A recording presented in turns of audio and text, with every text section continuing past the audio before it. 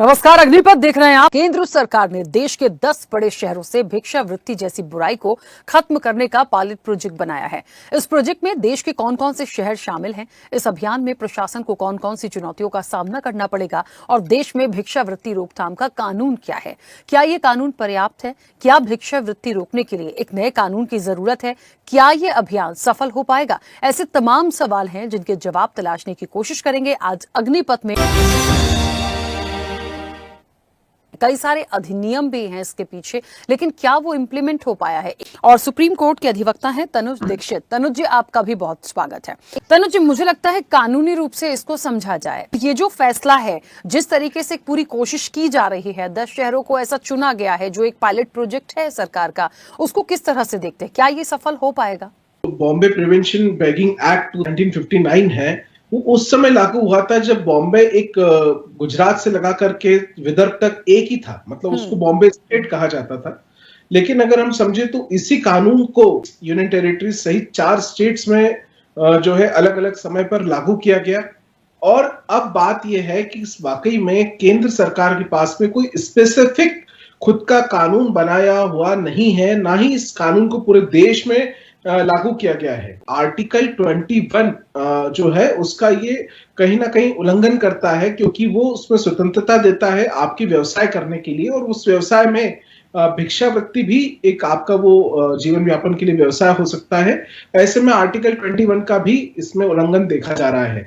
निश्चित रूप से इसमें कोई ठोस कानून ना होने की वजह से अलग अलग राज्यों में इसके लिए अलग अलग सोच और मान्यताएं हैं, लेकिन अभी तक भी मध्य प्रदेश में कोई स्पेसिफिक कानून हमने इसके लिए अलग से नहीं देखा है, ना ही the Bombay Begging Prevention Act जो है यहां मध्य प्रदेश में अभी तक लागू किया गया है। निश्चित रूप से उस एक्ट के अकॉर्डिंग 3 साल की पहली बार भिक्षावृत्ति पर और 10 साल तक की सजा जरूर है, लेकिन उसको किस हद तक लागू करेंगे और अब ये भिक्षा देने वालों पर जिस तरीके से सरकार एक कड़ी पहल 1 जनवरी से करने जा रही है, उसके क्या जुर्माने होंगे, क्या उसके नियम कायदे होंगे, लोगों तक अभी इस बात की कोई पूर्ण जानकारियां नहीं पहुंची है। राखी जी, एक बहुत बड़ी चीज है, आप लोगों के ऊपर एक नया कानून अगर बात करते हैं जो बना नहीं है, लेकिन अगर कोई रूल भी अगर आप लेकर के आ रहे हैं तो किस एस्पेक्ट में सरकार उन नियम अधिनियमों को फॉलो कराने वाली है, ये विस्तृत जानकारी हो, उसके अंदर क्या उसके मापदंड होंगे और उसमें बचाव के लिए, क्योंकि देखिए कानून एक पक्षी नहीं होता, द्विपक्षीय होता है। अगर कानून में सजा के प्रावधान है तो उसमें बचाव की भी रेमेडीज बोलते हैं, वो क्या होंगी, ये भी विस्तृत रूप से सरकार की जवाबदारी है, वो जनता तक पहुंचनी चाहिए और बताना भी पड़ेगा। जी, तो आपको ऐसा लगता है फिलहाल जो ये बात आई है या ये जो एक पायलट प्रोजेक्ट है, ये इसके लिए बहुत सारी चीजें हैं जो सरकार को अपनी तरफ से क्लियर करने की जरूरत है, क्योंकि ऐसे कैसे चलेगा? आपने कह दिया कि कोई यदि भिक्षा मांग रहा है वहां तक तो ठीक है, आपने पहले ही कहा था जो भिक्षा मांगेगा उसको भी कहीं ना कहीं दिक्कत होनी है, और सबसे बड़ी बात उन लोगों के लिए कर दी जो भिक्षा दे रहा है, पर भी एफआईआर होगी। भैया, आप एफआईआर कर रहे हैं तो उसके पीछे क्या क्या चीजें होंगी? बहुत आवश्यक कदम है, क्योंकि कोई भी लॉ इम्प्लीमेंट इनैक्ट करते हैं या कोई भी रूल्स स्टेट गवर्नमेंट भी फॉर्म करती है, कोई विधेयक बनाती है या राज्य का कोई कानून बनता है, तो निश्चित रूप से जनता तक उसकी जानकारी होना चाहिए, दलीलों के लिए करने के लिए प्रावधान होने चाहिए।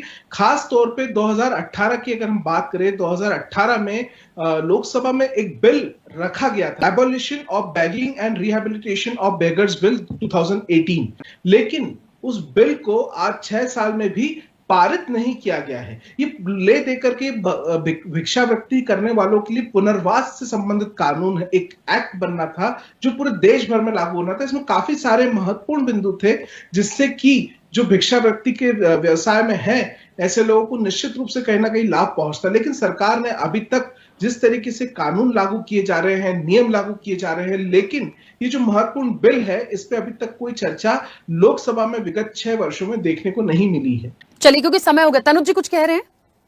हाँ राखी जी, पता है एक छोटी सी बहुत महत्वपूर्ण जानकारी, 2021 में माननीय सर्वोच्च न्यायालय में एक पिटीशन दायर हुई थी जिसके अंदर भिखारियों पर प्रतिबंध लगाने की मांग की गई थी, लेकिन आपको जानकारी हो कि माननीय सुप्रीम कोर्ट ने उस याचिका की सुनवाई नहीं करी। मतलब सुप्रीम कोर्ट भी इस तरह की याचिकाओं की सुनवाई नहीं करना चाहता है। 2011 के हिसाब से 4.25 लाख भिक्षावृत्ति के क्षेत्र में कार्य करने वाले हमारे देश में है, और ये आंकड़ा निश्चित रूप से बहुत बड़ा होगा 2024 में। कहीं ना कहीं सरकार को एक अहम रूप से इस पर सोचने की और बड़े कदम उठाने की आवश्यकता है। ठीक है, चलिए, समय की सीमा है। आप सभी मेहमानों का बहुत शुक्रिया इस चर्चा में जुड़ने के लिए। तो जाहिर तौर पर सवाल तो देखिए बड़ा है, भिक्षावृत्ति मुक्त अभियान की बात करते हैं, सरकार का प्लान क्या है? एक बात बहुत क्लियर हो गई है, आप जिस चीज को लेकर चल रहे हैं वो स्वागत योग्य है, लेकिन आपको उनके पुनर्वास के लिए सोचना होगा। चर्चा में इतना ही, बने रहिए स्वदेश न्यूज के साथ। सबसे पहले देश।